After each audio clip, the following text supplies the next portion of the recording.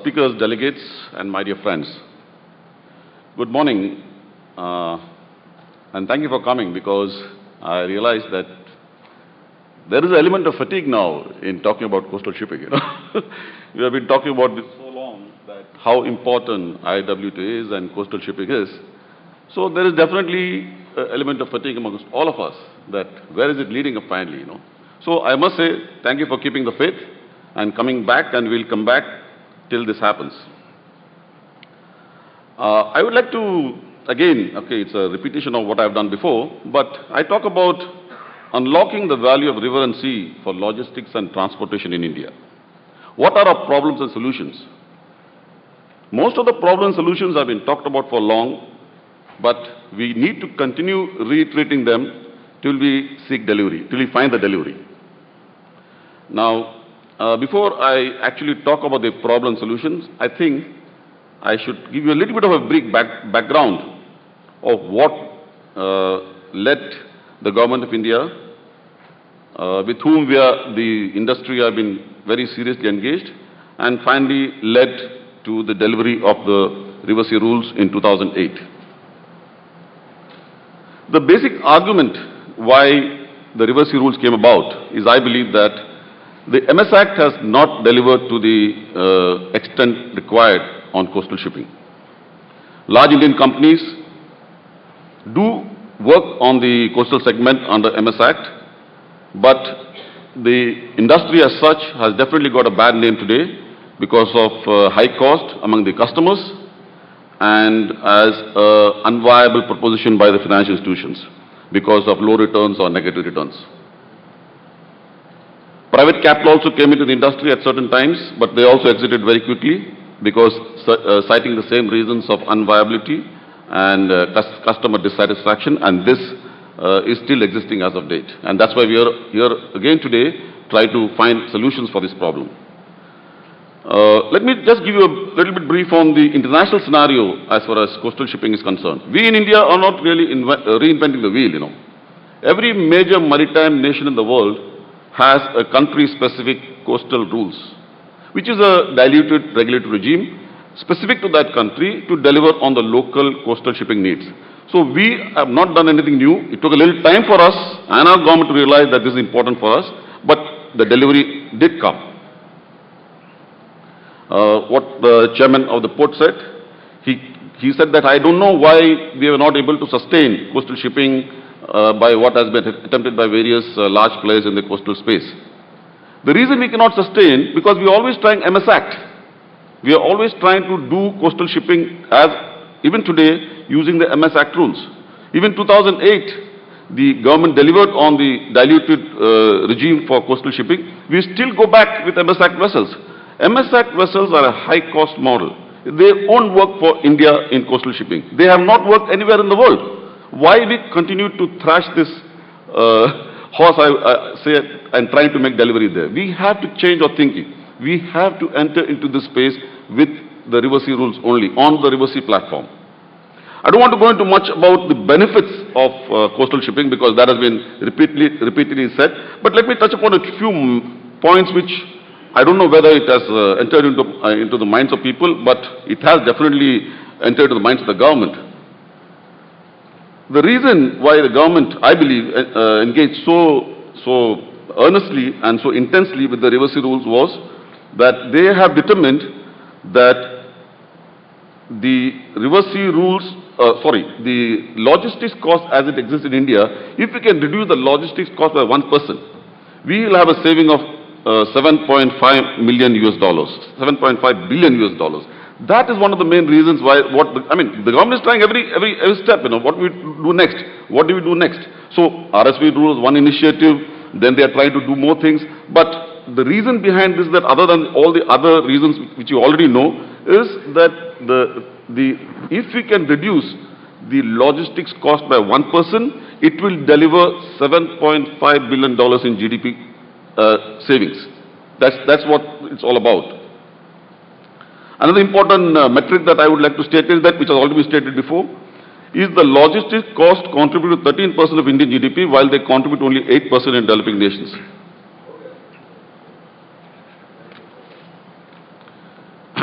So that is one of the driving arguments why we are looking at how to reduce the logistic cost and trying to make our coastal shipping workable to make the delivery in lowering our costs.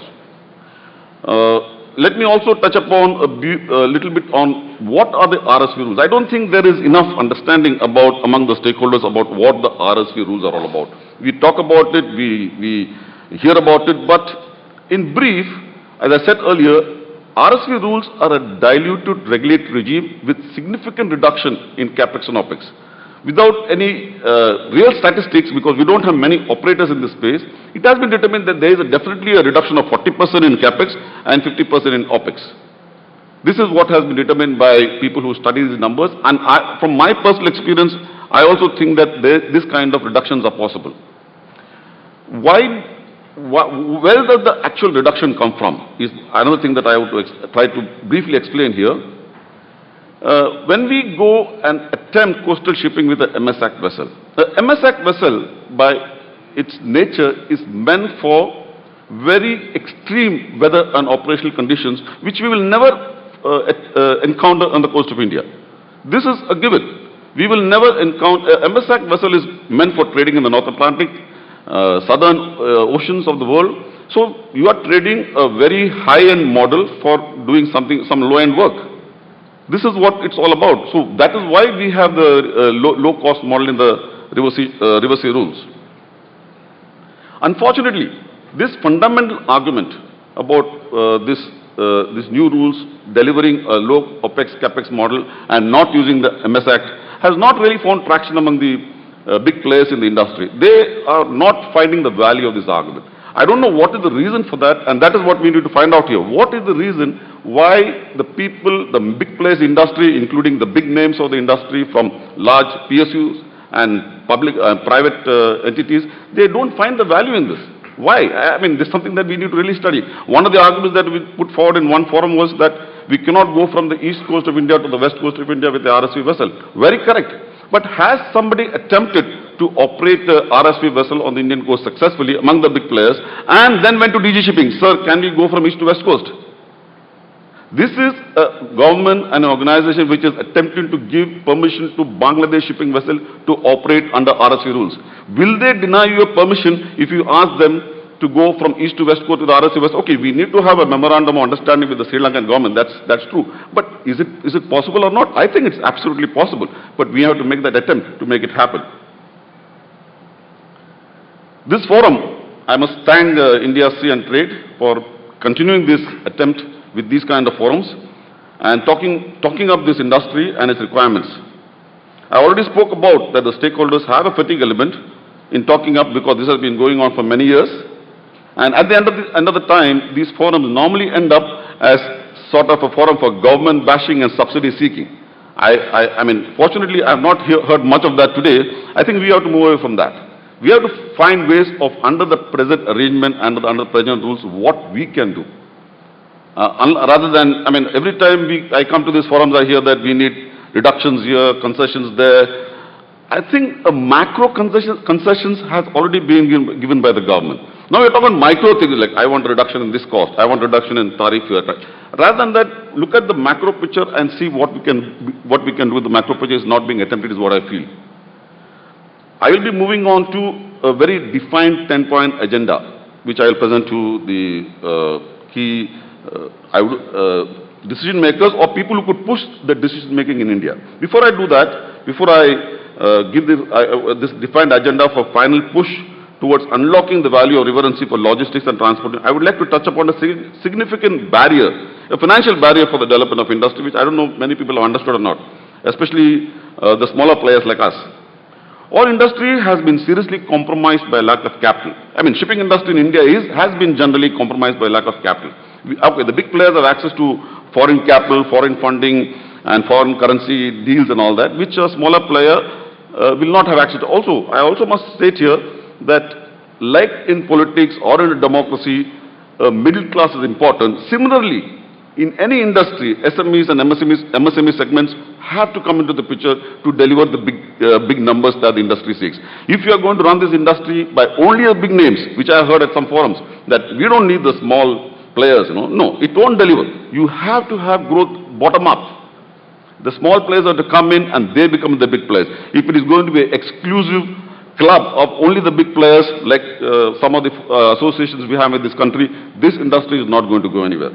So, I want to talk about the lack of, one of the serious impediments of growth of industry, the lack of capital. Even the capital that becomes available from the traditional banking sources has serious impediments in securitization and banking norms, which seriously impacts the growth of this greenfield industry. One particular norm is Basel II in the Indian banking. As a layman, of course, I'm not an expert, but as a layman, I can definitely say that I don't think we in India are ready for Basel II. We were never ready. It is not the time for us to take up Basel II as part of our regulatory regime for banking. With the same arguments that we have, that we are not ready for WTO and we are not ready for IPCC, which is the climate change protocol, We are not ready for both this, but unfortunately, for some reason, Basel II has slipped in. And now we are stuck. We have to find a way to at least, I don't want to talk about the rest of the industries in India, but at least for our industry, we need to have a way out of this. We need some way, we have to get out of this stranglehold which the bankers have put us into, So, on another point I want to give on a positive note is, in India, if you have seen, regulatory change in any industry in India, examples are telecom and airlines, is the beginning of the transformation. In India, regulatory change always brought about the transformation. If you remember, I don't know how many of you can remember, airlines, the regulatory change happened and the business grew multifold. Telecom, the regulatory change happened and the business grew multifold. I believe this regulatory change in Indian coastal shipping with the RSC rules will deliver that change. It is taking a little more time than in the other industries, but I'm sure it will happen. Now let me come to the 10-point agenda. The DG Shipping has already touched on most of the points before I could bring them up, but nevertheless, let me put it across to you. I think to deliver on coastal shipping, we need a defined model based on the RSC platform, which all the stakeholders can buy into. We should be able to sell that and they should be buying into it. This model, I call it the reverse nano. I proposed at many forums, based on a CapEx OpEx metric, which is a 1, 10, 100, 100 model. What I say by 1, 10, 10, 100, 100 is a vessel which can carry 100 TEUs along the coast at USD 100 per TEU from any point on the east coast of India to east coast of India or any point on the west coast of India to west coast of India, costing 10 crores and consuming 1 metric ton of diesel oil per day or equivalent, and yeah, that's it. And of course, reaching almost all the minor ports. I want to repeat this again, because we need to have something that everybody can identify. Okay, we might not be able to pigeonhole or model into these fine numbers that I'm talking about, but at least that's a goal we can achieve, we can go towards, That is the 1, 10, 100, 100 model, which is 1 ton diesel oil consumption per day, 10 knot speed, 100 containers carrying capacity, and it should cost only $100 or 6,000 rupees to move one container from any point in west coast to west coast or any point in east coast to east coast. This is of course not presently available to anybody, but if we can drive all our energies towards achieving this goal, I think we can get something done here.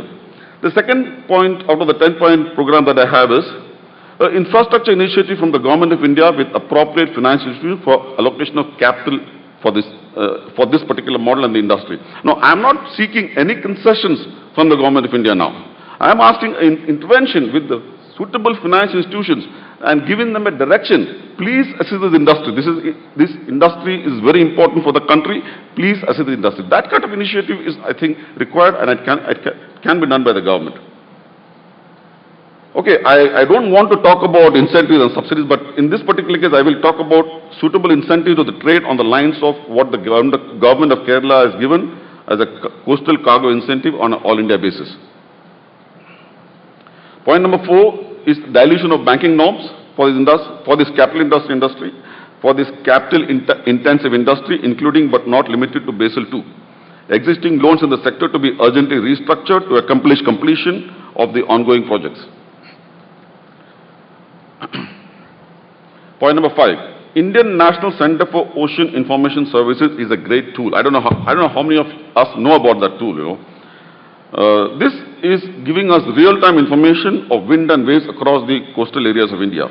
We need to give this very basic and important information service some technological teeth. We got to have it mandatory for all our river sea vessels to have reception facilities for this information from this organization in India. The reason for that is very simple. I mean, we are at a very nascent stage of growth industry, and we are really testing the waters with the new rules, and we cannot afford to have an accident. If you have an accident, then all the work that we have done might come to naught. So before something like that happens, we must have this system in place where all the vessels that are trading on the coast of India, under this diluted regime, will access to this information, and suitable, prudent decision making can be done by the people on board so that we can avoid any accident on the coast. Then point number 6 is refocus on the minor ports with infrastructure upgrades, especially in equipment and access. Good beginning has been done by the government of Kerala, but still a lot needs to be done. Another very important point I want to make here is that, our big yards in India are very few in number, and they are definitely not interested in building for the river sea sector or coastal shipping. We have very few yards in India which are actually building for this sector, but all of them are struggling. There has to be some kind of intervention from owners and operators and other stakeholders, and I will also include the government, to ensure that this talent and expertise that has come into India, which is again very small compared to other maritime nations, which is very small in India. The sector of building for the river sea sector is very small in India, but if the little bit talent and expertise we have in this sector, if that goes away, to build it up again, the build up again of that sector will be a huge challenge, and we should not allow that to fall away. Point number 8.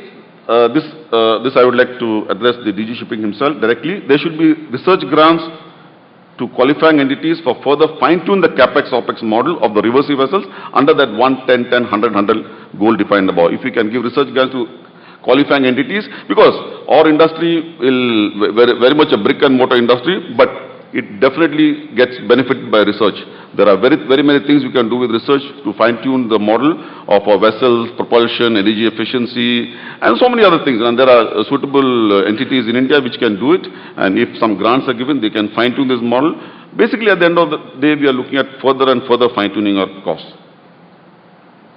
This is in the same context, suitable initiatives to migrate the RSV model to LNG fuels in the short term. This requires infrastructure development as we refocus on the minor ports above. Lastly, the DG spoke about institutional mechanisms which will talk about our industry. I propose that we must have something called association or a conference which is only about river sea shipping. It will not dilute its focus, it will not dilute the agenda, it will be only about, I propose it should be called River Sea Shipping Conference of India, focusing only on river sea shipping. And when I say river sea shipping, please remember I am referring to coastal shipping. I am not differentiating, because I completely believe only river sea shipping can address coastal shipping in India. It cannot be addressed by anything else. Only river sea shipping can address, under the new rules, will address the needs of coastal shipping in India. So this conference will be a non-governmental body having the simple platform of getting all the stakeholders together, speaking to the government, and including things like the great initiative of the government to include Bangladesh under the River Sea Act. Hopefully we will include Myanmar soon, we will include Sri Lanka, and possibly, as the DG has said, we will include SAARC countries. That's a good goal. I mean, just imagine if we are having river sea vessel trading from Myanmar to Pakistan and Iran. I mean, the benefits are unbelievable. I cannot even express how fantastic this could be. But we still have a lot of way to go before we do that. I think the chairman spoke about the chicken and egg situation we have with this, but that reminds me of a story that always comes to my mind, which I've always spoken about, that we have to accept this infrastructure philosophy in India. This is the given. We cannot talk about what we've done in China. There they want to build an airport, they ask how many bulldozers you need. Here we want to build an airport, we ask how many lawyers we need. That's the whole difference here. We cannot follow somebody else's model. We have to evolve our own models. Our model is that infrastructure follows after the actual delivery happens. Like in Maharashtra state, behind the road transport buses is written a very clear slogan: Amchi bus adi gavi, mage PWD road. Means all buses go to the village first, and then the PWD road follows. We have to get the RSVs on the water first, and automatically the minor port infrastructure, the cranes and the other things will happen. So let's get that one done. Thank you so much.